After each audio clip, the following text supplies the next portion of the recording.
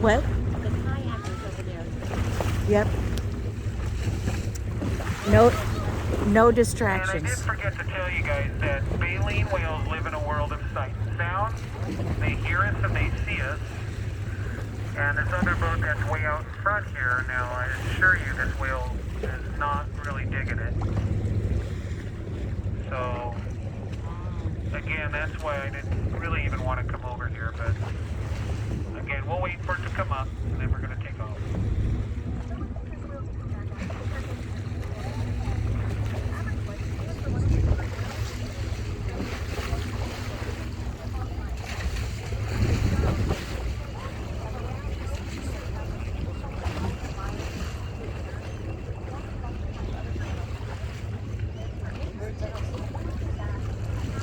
Straight ahead. Coming at us. Yep. He's stringing the whole way. Whale. What, you hear that bird? That's an oyster catcher. Oh. That's an oyster catcher over there. That bird behind us, that's the sound an oyster catcher makes.